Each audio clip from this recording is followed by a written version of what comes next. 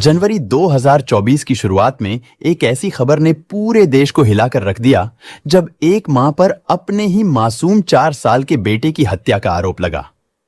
यह कोई मामूली मां नहीं थी, बल्कि एक नामी डाटा साइंटिस्ट और एक बड़ी कंपनी की सीईओ सूचना सेठ। आखिर क्यों एक सफल और सम्मानित महिला ने ऐसा कदम उठाया? कौन सी ऐसी वजह थी जिसने उसे एक खौफनाक जुर्म की ओर धकेल दिया? आज हम आपको बताएंगे इस केस की पूरी कहानी, सिलसिलेवार घटनाएं और वह रहस्य जिसने हर किसी को चौंका दिया। जनवरी 2024 की शुरुआत में एक ऐसी खबर आई जिसने हर किसी को हैरान कर दिया। यह खबर थी एक मां द्वारा अपने ही 4 साल के मासूम बेटे की हत्या की। जिस मां पर हत्या का आरोप लगा था वह कोई मामूली औरत नहीं, बल्कि एक डेटा साइंटिस्ट तथा एक बड़ी कंपनी की सीईओ थी। आप समझ गए होंगे कि हम सूचना सेठ केस की बात कर रहे हैं। तो आखिर सूचना सेठ केस की पूरी कहानी क्या है? सूचना सेठ ने अपने 4 साल के मासूम बेटे की हत्या क्यों की? सूचना पुलिस की पकड़ में कैसे आई? और अब तक की पुलिस जांच में इस केस के बारे में क्या कुछ सामने आया है? चलिए जानते हैं सब कुछ सिलसिलेवार तरीके से। जैसा कि हमने बताया, यह कहानी हाल ही में सुर्खियों में रहने वाले सूचना सेठ केस की है। सूचना सेठ मूल रूप से बंगाल की रहने वाली थी। इन्होंने अपनी शुरुआती पढ़ाई कोलकाता से की थी। आगे चलकर इन्होंने आर्टिफिशियल इंटेलिजेंस और कंप्यूटर के क्षेत्र में अपना कैरियर बनाने का फैसला किया। ये पेशे से एक एआई एथिक्स एक्सपर्ट और डेटा साइंटिस्ट हैं। सूचना सेठ so brilliant woman in AI ethics list में भी शामिल रही हैं। इसके अलावा इन्होंने हार्वर्ड यूनिवर्सिटी से फेलोशिप भी किया है। इतना ही नहीं, यह रमन रिसर्च इंस्टीट्यूट में भी रिसर्च फेलो रह चुकी है। सूचना के नाम नेचुरल लैंग्वेज प्रोसेसिंग के पेटेंट भी हैं। फिलहाल बेंगलोर में रहकर काम कर रही सूचना सेठ रात के लगभग 11:30 बजे गोवा के कलंगूट बीच के पास मौजूद सोल बनियान ग्रैंड सर्विस अपार्टमेंट होटल में एंट्री करती है। सूचना ने यह होटल पिछले ही दिनों 6 जनवरी से लेकर 10 जनवरी तक के लिए बुक किया था।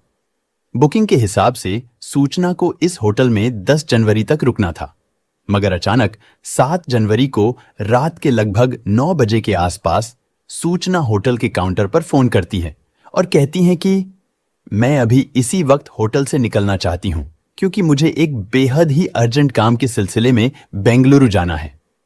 सूचना की बात सुनकर होटल स्टाफ उनसे कहते हैं कि आप जब चाहे जा सकती हैं। इस पर सूचना जवाब देती हैं कि मैं अभी जाना चाहती हूं और मुझे बेंगलुरु तक जाने के लिए एक टैक्सी चाहिए।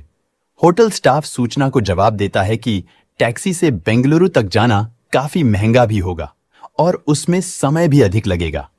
इससे बेहतर है कि आप फ्लाइट से चली जाइए। होटल स्टाफ के समझाने के बावजूद सूचना एक ही जिद पर अड़ी रहती है कि जितनी जल्दी हो आप मुझे एक टैक्सी अरेंज करके दीजिए।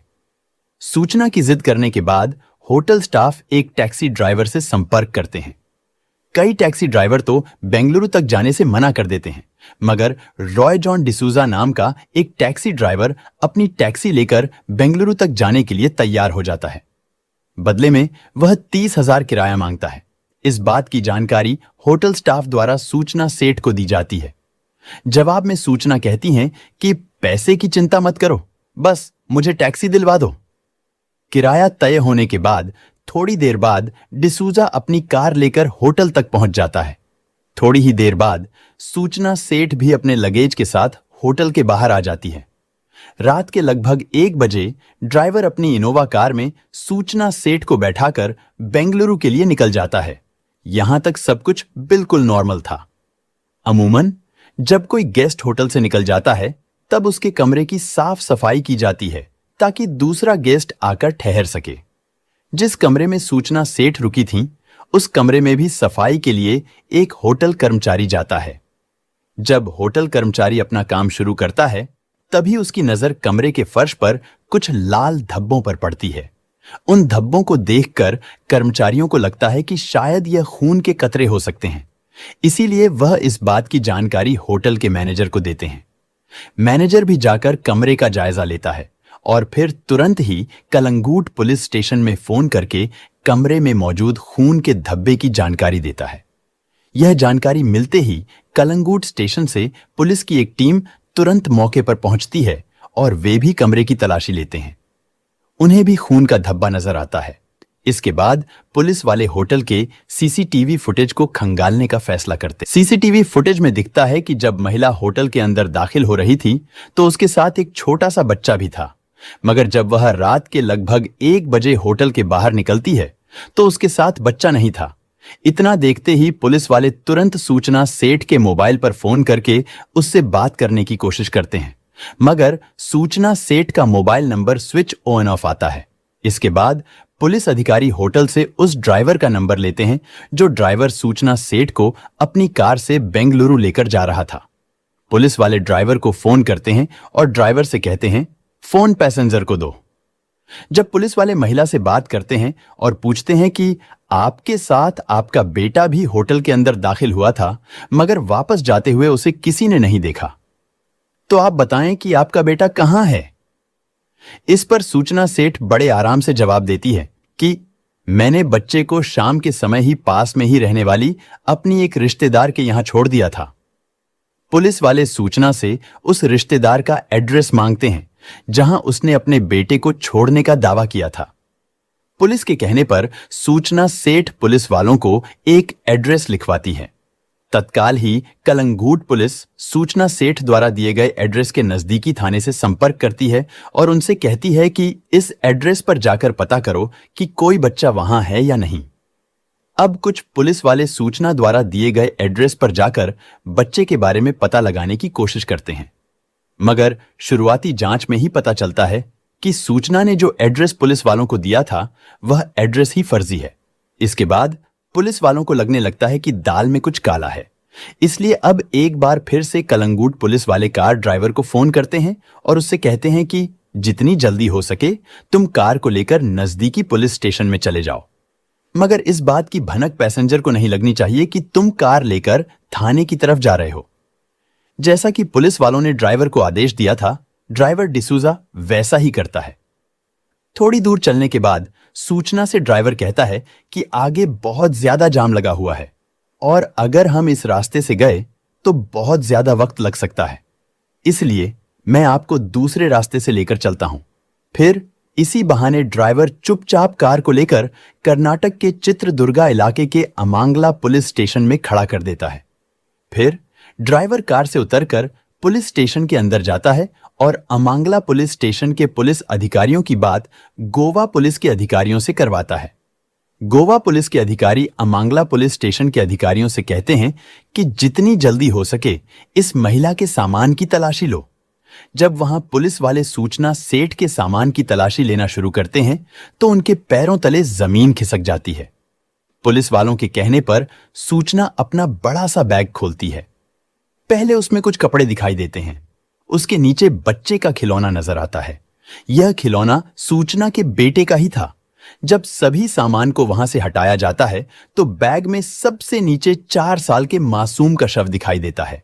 जब पुलिस वाले सूचना से पूछते हैं कि यह बच्चा कौन है और इसकी हत्या किसने की है, तो जवाब में सूचना कहती है, यह मेरा बेटा है और इसे किसने मारा मैं नहीं जानती। तुरंत ही इस बात की जानकारी गोवा पुलिस को भी दे दी जाती है और फिर सूचना को कर्नाटक में ही गिरफ्तार कर लिया जाता है। कर्नाटक में सूचना की गिरफ्तारी के बाद गोवा पुलिस की भी एक टीम कर्नाटक आ जाती है। फिर वहां से सूचना सेठ को कर्नाटक पुलिस अपनी हिरासत में ले लेती है। आगे उसे कोर्ट में पेश किया जाता है, जहां से उसे पुलिस रिमांड में भेज दिया जाता है। पुलिस के सामने सबसे बड़ी चुनौती इस बात का पता लगाना था कि इस हत्या का मोटिव क्या है। इसलिए पुलिस वाले सूचना सेठ से पूछताछ शुरू करते हैं। शुरुआती पूछताछ में ही सूचना सेठ कहती है, मुझे नहीं पता कि मेरे बेटे की हत्या किसने की है, क्योंकि जब मैं सोने गई थी तो मेरा बेटा जिंदा था और जब मैं जागी तो मेरा बेटा मर चुका था। इसीलिए मैं इसे अपने साथ बैग में लेकर जा रही थी ताकि मैं इसके साथ हमेशा के लिए रह सकूं। आपको जानकर हैरानी होगी कि पुलिस वाले लगभग 12 दिनों तक लगातार सूचना सेठ से पूछताछ करते रहते हैं, मगर सूचना लगातार एक ही बात की रट लगाए रहती है कि उसे नहीं पता कि बेटे की हत्या किसने की है। वह खुद को बेकसूर बताती रहती है। भले ही सूचना खुद को बेकसूर बता रही थी, मगर जब बच्चे का पोस्टमार्टम किया जाता है तो बताया जाता है कि पोस्टमार्टम से लगभग 6 घंटे पहले बच्चे की हत्या तकिए से मुंह दबाकर या फिर गला घोंटकर की गई है। मतलब कि जिस समय बच्चे की हत्या की गई उस समय बच्चा अपनी मां सूचना सेठ के ही पास था। जब कई दिनों की मेहनत के बावजूद सूचना कोई भी जानकारी नहीं देती है तो आगे की पूछताछ के लिए पुलिस वाले कुछ जाने माने साइकोलॉजिस्ट और साइकेट्रिस्ट की मदद भी लेते हैं ताकि सूचना से सटीक और सही जानकारी निकलवाई जा सके। मगर उन लोगों की भी मेहनत बेकार चली जाती है। हालांकि इस बीच पुलिस को उस कमरे से कई ऐसे अहम सबूत मिलते हैं जिससे इस बात का सबूत मिलता है कि बच्चे की हत्या उसी कमरे में की गई थी। पुलिस की जांच में यह भी सामने आता है कि उस कमरे में सूचना सेठ के अलावा किसी दूसरे व्यक्ति ने एंट्री नहीं की है। ऐसे में सूचना सेठ का यह कहना कि किसी और ने उसके बेटे की हत्या कर दी बेमानी नजर आता है। जब पुलिस के सामने सूचना सेठ अपनी जुबान नहीं खोलती है तो अब आगे की पूछताछ के लिए जांच में सूचना के पति को भी शामिल किया जाता है और दोनों पति पत्नी से आमने सामने बैठकर पूछताछ की जाती है। हालांकि इससे भी बहुत कुछ हासिल नहीं होता है। जांच आगे बढ़ाते हुए पुलिस वाले सूचना सेठ और उसके पति वेंकट रमण की कुंडली खंगालना शुरू कर देते हैं। जांच में पता चलता है कि सूचना सेठ का पति वेंकट रमण केरल का रहने वाला था। इन दोनों की मुलाकात जॉब के दिनों में ही होती है और फिर दोनों एक दूसरे को पसंद करने लगते हैं। एक समय बाद 2011 में शादी कर लेते हैं। शादी के कई साल बाद उनके घर एक बेटे का जन्म होता है। बेटे के जन्म के बाद दोनों का रिश्ता बनने की बजाय बिगड़ ही जाता है और धीरे धीरे हालात इतने ज्यादा बदतर हो जाते हैं कि दोनों 2023 में फैमिली कोर्ट में डिवोर्स के लिए आवेदन कर देते हैं। दोनों पति पत्नी का डिवोर्स लगभग तय हो चुका था, मगर मामला बेटे की कस्टडी को लेकर अटका हुआ था। ना तो सूचना सेठ चाह रही थी कि बेटा उसके साथ रहे, जबकि वेंकट रमण चाहते थे कि बेटे की कस्टडी उन्हें मिले। इस बात को लेकर लंबे समय से कोर्ट में सुनवाई भी चल रही थी। सूचना और वेंकट रमण के बीच बात इतनी ज्यादा बिगड़ चुकी थी कि सूचना वेंकट को बेटे से मिलने भी नहीं दिया करती थी। इस बात को लेकर वेंकट अदालत की शरण में जाता है। फिर वहां से फैसला सुनाया जाता है कि हर संडे वेंकट अपने बेटे से मिल सकता है। अदालत वेंकट रमण को महीने का 20,000 गुजारा भत्ता के रूप में सूचना सेठ को देने का आदेश देता है। इस फैसले के बाद काफी समय बाद 10 दिसंबर 2023 को वेंकट रमण अपने बेटे से मुलाकात करते हैं, मगर इसके बाद 4-5 संडे यूं ही निकल जाते हैं और वेंकट चाहकर भी अपने बेटे से नहीं मिल पाते हैं क्योंकि कोई ना कोई बहाना करके सूचना अपने बेटे को लेकर बेंगलुरु से निकल जाया करती थी। वेंकट रमण अपने बेटे से ना मिल पाए, इसीलिए 31 दिसंबर 2023 को भी सूचना अपने बेटे के साथ बेंगलुरु से गोवा आ जाती है। यहां वह लगभग 3 दिनों तक अलग अलग जगह पर घूमती है, फिर बड़े होटल में रहकर वापस बेंगलुरु चली जाती है। 4 दिन बाद ही एक बार फिर से बेटे को लेकर गोवा आती है और 6 तारीख की रात को होटल में एंट्री करती है। जैसा कि हमने बताया था कि पोस्टमार्टम रिपोर्ट के मुताबिक शव मिलने के लगभग 36 घंटे पहले ही बच्चे की हत्या की गई थी।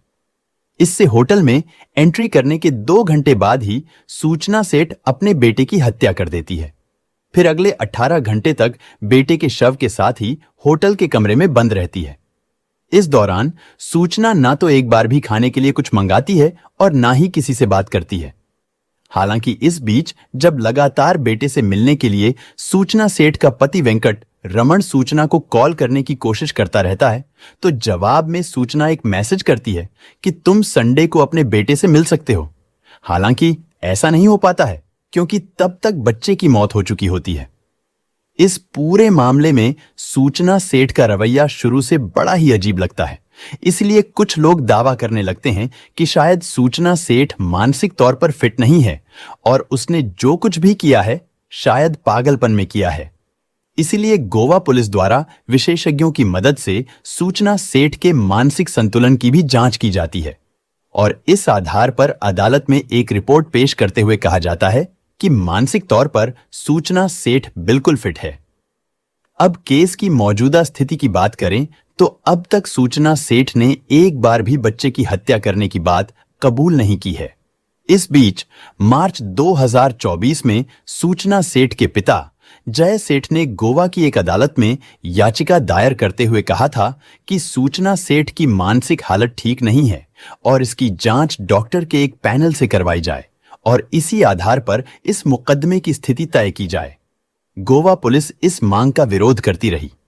इसके बावजूद 4 मार्च 2024 को गोवा की स्थानीय अदालत ने सूचना सेठ की मानसिक स्थिति की जांच के लिए पैनल गठित करने का आदेश दे दिया है। अब आगे डॉक्टर की यह टीम जो भी रिपोर्ट पेश करेगी, इस आधार पर सूचना सेठ का भविष्य तय होगा।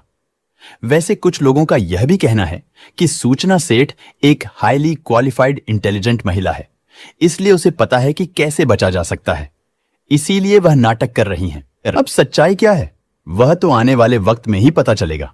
एक्सपर्ट्स की माने तो अगर सूचना सेठ मानसिक तौर पर बीमार पाई जाती है तो बेटे की हत्या करने के बावजूद वह सभी कानूनी कार्यवाही से बच सकती है या फिर बड़ी ही मामूली सजा उन्हें मिलेगी। अब आगे क्या होता है वह तो समय ही बताएगा। तो दोस्तों, यह थी सूचना सेठ केस की चौंका देने वाली सच्चाई। एक और खौफनाक केस के साथ तब तक के लिए धन्यवाद।